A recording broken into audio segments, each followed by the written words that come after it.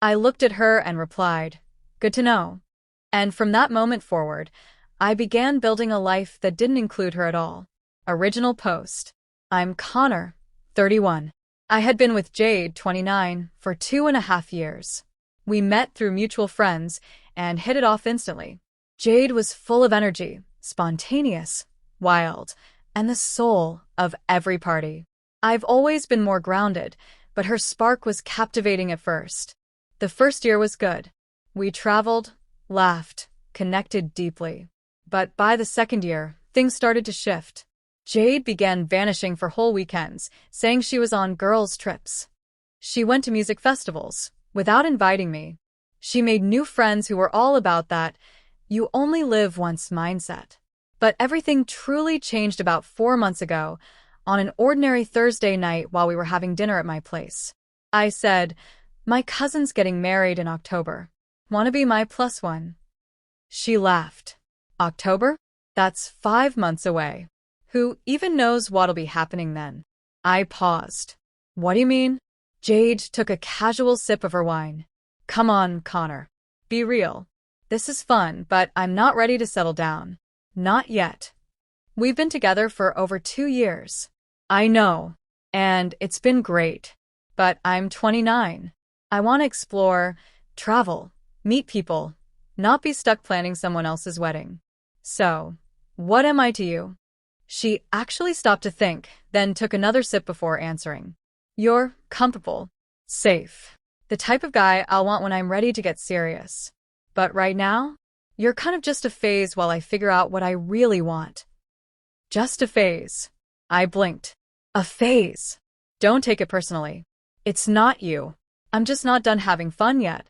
Maybe when I'm 32 or 33, I'll be ready for all that commitment stuff, marriage, kids, whatever."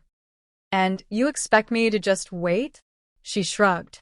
"Why wouldn't you? We work well together. I just need to get this out of my system first." There was a quiet cruelty in her honesty. Like I was a bookmarked Netflix show she could pause and return to whenever she got bored of partying. I nodded. "Good to know where I stand." "Don't be dramatic. I'm being real. Most guys would appreciate that." I looked her in the eye and said, "You're right. I appreciate the honesty." She smiled, thinking the moment was over. Then she picked up her phone and started scrolling through someone's Bali vacation on Instagram. That night, I made a decision. If I was just a phase, a placeholder, I would begin to live like it. No arguments. No begging.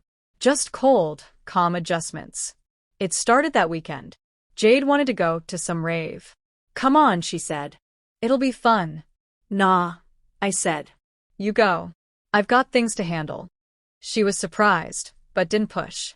Probably happy to have the extra freedom. She had no idea what I was really up to. Update 1 3 months later. That dinner was a wake-up call. I didn't plot revenge. I planned my life. If I was just a chapter in Jade's story, then she'd become a footnote in mine. I stopped investing emotionally and financially. No more planning dates, stocking her fridge, or tagging along with her party friends. If she wanted to hang out, fine. If not, also fine. She barely noticed. Every weekend she was jetting off somewhere new, Vegas, Miami, Coachella, posting stories about living her best life. Meanwhile, I was quietly rebuilding mine. I enrolled in a woodworking class I'd been putting off for years.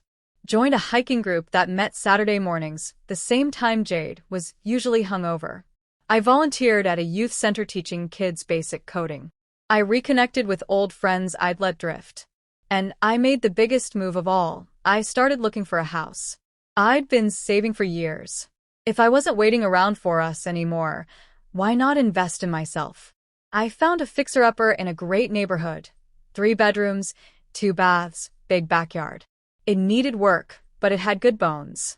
I made an offer without telling Jade. She was at Coachella when I closed on it. She texted me from the festival. "Miss you a face blowing a kiss." I replied, "Have fun." That weekend, I started renovations. Tore out old cabinets, sanded floors, painted rooms. I didn't post a thing about it. This wasn't a performance, it was a fresh start. That's also when I met Arya, 28. She was in my hiking group. A pediatric nurse, loved dogs, loved bad jokes even more. We bonded over stale trail mix and even staler puns. At first, we were just friends. After all, I was technically still with Jade, even if she treated me like a placeholder. But Jade was escalating her fun phase. She started posting pictures with other guys. Not exactly cheating, but close enough. Guys with their arms around her. Faces too close, captions like, "New memories with new people." Her friend Brittany commented, "Yes, girl. Live it up before you settle." Jade replied, "Exactly. There's plenty of time to be boring later." Boring. That's what I was to her, boring, dependable, forgettable. The final moment came in month 3. Jade was at Burning Man. I was at the youth center teaching a group of kids how to code. One of the moms said to me, "You're amazing with them. Do you have kids?" "Not yet," I said. "Maybe someday." She smiled. "Your girlfriend's lucky. Good men are rare." I nearly laughed. My girlfriend was probably high in the desert, wrapped around strangers, loudly proclaiming her hatred of all things boring, like commitment or family. That night, I texted her. Me. "Hey, we should talk when you're back." Jade. "Uh-oh. Sounds serious." Me. "Just a conversation we need to have." She came over 3 days later, sunburned and drained. "So what's this big talk?" she asked. "You're not gonna propose, are you?" She laughed like it would be absurd. "No," I said. "Actually, I wanted to thank you." "For what?" "For being honest about me just being a phase. It gave me clarity." She grew quiet. "I didn't mean it in a bad way." "I know you didn't. You want freedom, adventure, time to explore." I get that. "I respect it. That's why we're ending this." "Wait, what? You're breaking up with me?" "We're breaking up with each other. You want space. I want someone who sees me as more than a temporary fix. It's a win-win." She stared at me, stunned. This wasn't how the script was supposed to go. I was supposed to wait, to be patient, to still be there when she was ready. "But we're good together," she stammered. "We were. But I'm not waiting to be someone's second option. I want to be chosen now, not eventually." "You're overreacting. I just need time.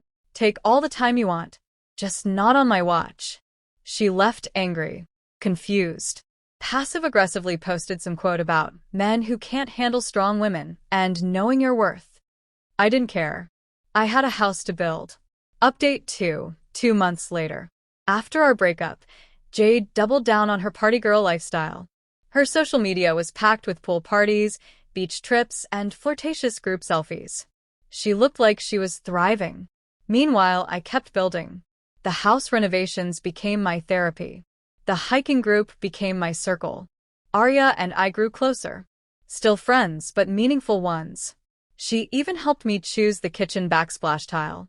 Then came the late-night check-ins. Random 2 a.m. texts from Jade. "You up? Miss what we had. Hope you're doing okay." I didn't reply. I was literally installing new kitchen cabinets at 2 a.m., not because I missed her, but because I was excited about finishing my project. Still, her friends were feeding her updates.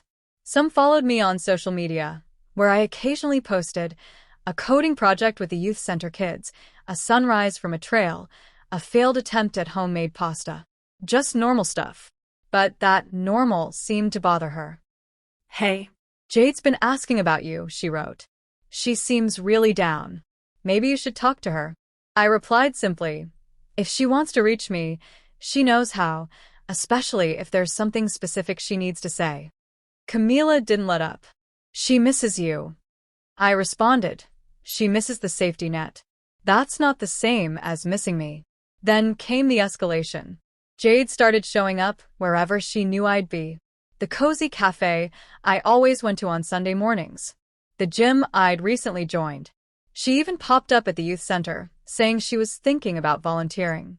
She acted surprised every time. "Connor? Wow, what a coincidence seeing you here." "Hey, Jade," I said, calm as ever. "You here to volunteer?" "Yeah," she smiled. "I love kids. Figured I should give back, you know?" The coordinator asked about her availability. That's when Jade suddenly remembered she had a trip, and a festival, and a girls' weekend coming up. She never came back to the youth center. But the real shock hit when she found out about the house. Not from me, from a mutual friend who had helped me move a few pieces of furniture. That's when the texts came flooding in. You bought a house? When were you going to tell me? I can't believe you made that decision without me. We talked about buying a house together. That last one actually made me laugh. We had never talked seriously about buying anything together. In fact, she had explicitly said she wasn't ready for any of that. I finally replied, I bought a house for my future. You made it clear you weren't part of that future. Why would I consult you, Jade? She shot back. Because we were together for 2.5 years. Were, Jade. That's the key word. You made that choice. Remember? She tried calling. I didn't pick up. I was in my backyard with Arya, planting a vegetable garden. Turns out she had a green thumb and was teaching me about companion planting. We laughed over which herbs made the best neighbors. That night, Jade went nuclear on social media. A long, dramatic post about men who can't communicate and making huge life decisions in secret. Her friends immediately circled the wagons, calling me shady, selfish, deceptive. The irony? The woman who once told me I was just a phase was now furious. I had built a future without her. But she still didn't know the final twist. Final update, 1 month later. By now, I'd been living in the house for a few weeks. Still working on renovations, but it felt like home. The garden was starting to bloom. Life felt grounded, peaceful, mine. Arya and I had started dating. Slowly, intentionally. It was different from the beginning. She made plans with me weeks in advance, like I was part of her future. No guessing, no games. Then Jade's 30th birthday rolled around. Maybe it triggered something in her, because her Instagram suddenly switched from party pics to motivational quotes about growth, change, and becoming. That's when she texted me. Hey. I've been doing a lot of thinking. Can we talk? I was curious, so I agreed. We met at a neutral coffee shop. She looked different, less carefree, more worn out. Thanks for meeting me, she said. I know things ended weird. What's on your mind, Jade? She took a breath. I've been thinking a lot about what I want. What I really want. And I realize I made a mistake. I'm ready now. Ready for what? To settle down. To be serious. I got the party phase out of my system. I'm ready for the next chapter, with you. The audacity floored me. Oh. So you're ready, and I'm just supposed to be waiting here? She looked at me, hopeful. We were good together. You know we were. I just needed time to grow. And what made you think I was standing still while you figured things out? Because you loved me. I know you did. That kind of love doesn't just go away. You're right. I did love you. Past tense. But when you told me I was just a phase, I listened, and I acted accordingly. I didn't mean it like that. You meant it exactly like that. You wanted to go live your life, party, experiment, and then come back to me later like I was your retirement plan. That's not fair. Isn't it? You literally said you'd be ready to settle down at 32 or 33. Like I was supposed to stay in storage until then. She started crying. Frustrated tears, not sad ones. So, what, you're punishing me? That's what this house is about. To hurt me. No. This house is about building a life. A future. One you made it crystal clear you didn't want to be part of. I took you at your word, Jade. I've seen the girl you're with, the nurse. Is this about her? Her name is Arya. And no, this isn't about her. It's about me choosing someone who doesn't treat me like a backup plan. That one hit. She flinched like I'd slapped her. I never said you were a backup. You said settling down with me was something you'd do after the fun was over. That makes me the safe, boring option. So that's it, she whispered. 3 years together, and you just move on? 2.5 years, I corrected. And you moved on first. You just expected me to stay where you left me. She tried one last trick. What if I was pregnant? I almost laughed. Are you? No. But what if I was? Then we'd co-parent. but we wouldn't be together. That bridge is burned, Jade. She left furious, blocked me on everything, posted another wave of quotes about timing, growth, and men who fear strong women. Her friends tried to step in. Brittany called me immature. Camila said I was being cold and stubborn. Some guy named Trey, who Jade had been posting cozy photos with, even messaged me, tried to bro-talk me into giving her another chance. She's really torn up, man. I ignored them all. The final moment came last week. I ran into Jade's mom at the grocery store.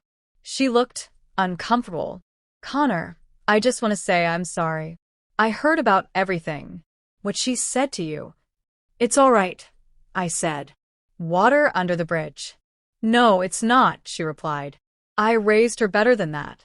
Treating you like a backup plan? I told her she was being foolish. She was being honest.